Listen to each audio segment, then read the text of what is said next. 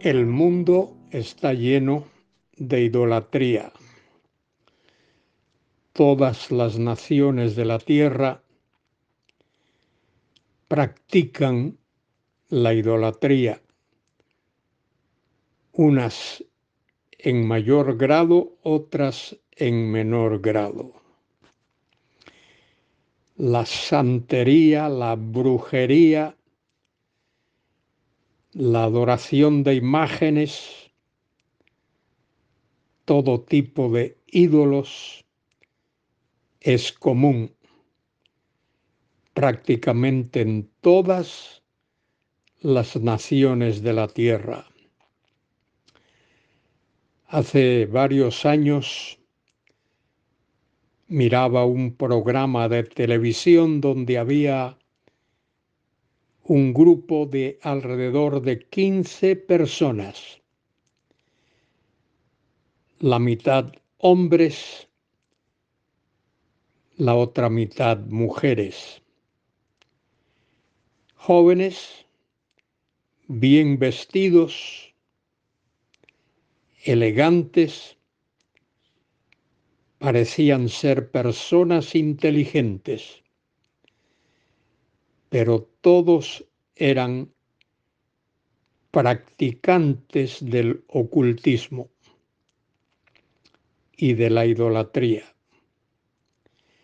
En los diferentes países del mundo, incluyendo los más educados, como Alemania, Francia, Escandinavia y otros, la idolatría, la brujería, la santería existe de una manera muy notoria. En mi país, en España, desafortunadamente, la práctica del ocultismo es muy común y a veces quien menos uno se lo piensa, lo practica. Dios odia la idolatría, porque Dios es el único Dios vivo y verdadero, y Él es un Dios celoso. Soy Luis Carballosa.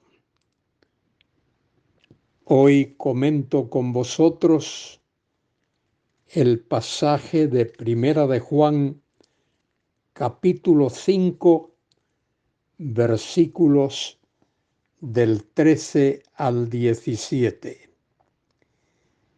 El apóstol Juan señala en estos versículos que hay un solo Dios que es digno de ser adorado, de ser reverenciado y de ser temido.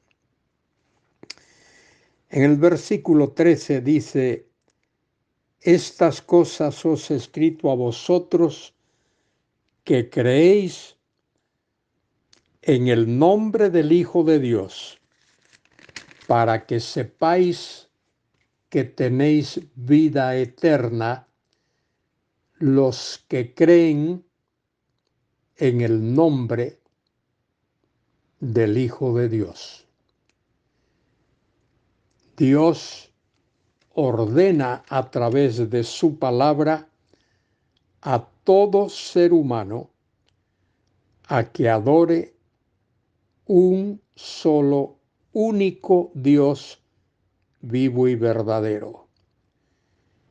Y nos dice que Él ha dado vida eterna y esa vida está en su Hijo Jesucristo, quien es Dios hecho carne, Dios que vino a este mundo y se encarnó para morir en una cruenta cruz y proveer salvación a pecadores como tú que me escuchas y como yo que te habla.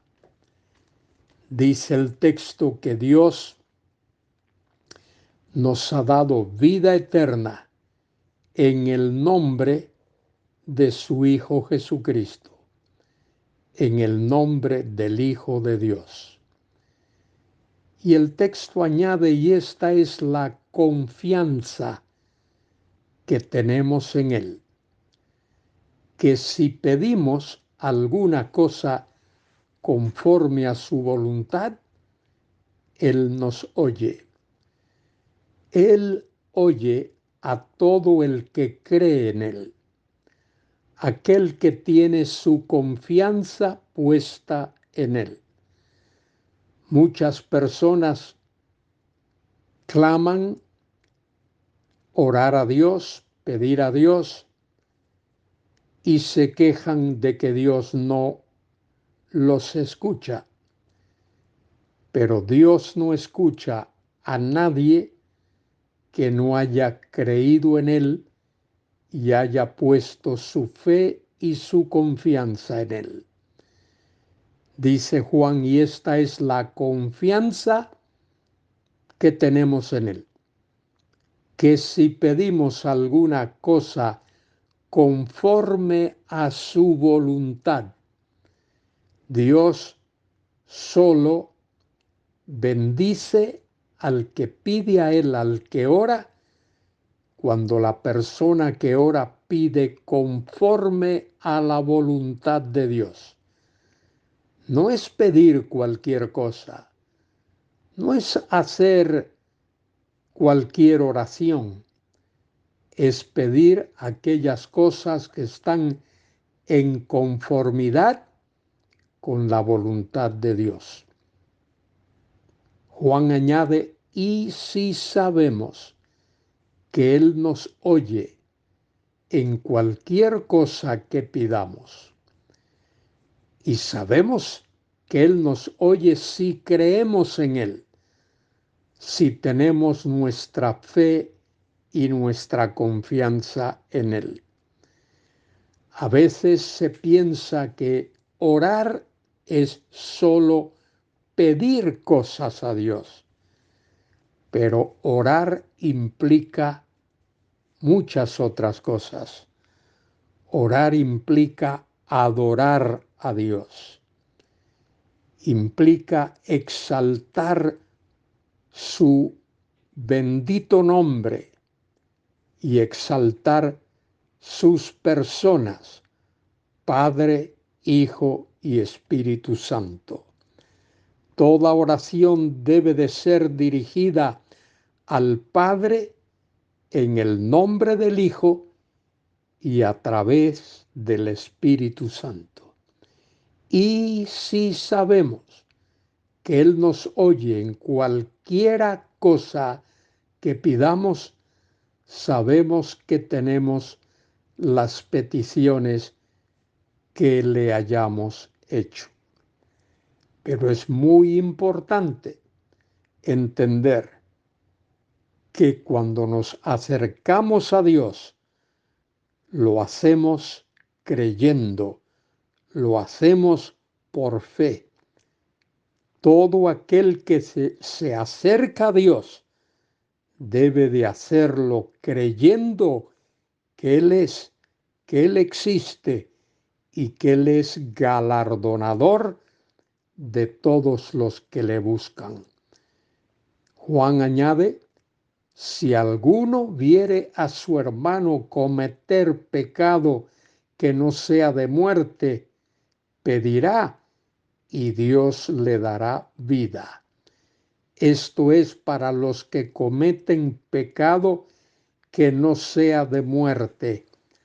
Hay pecado de muerte, dice Juan, por el cual yo no digo que se pida. Un ejemplo bíblico aparece en el capítulo 5 del libro de los Hechos de los Apóstoles. Hubo un matrimonio llamado Ananías y Zafira, y ese matrimonio cometió pecado de muerte. Engañaron a Dios. Le dijeron al Señor que iban a vender una propiedad y que iban a dar todo el dinero en ofrenda a Dios.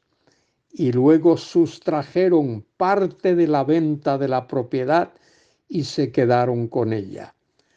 Ananías y Zafira tenían todo el derecho de haber retenido el 100% de la venta de aquella propiedad, pero ellos intentaron engañar al Espíritu Santo de Dios diciendo que habían dado todo el producto de la venta cuando en realidad solo habían dado una porción.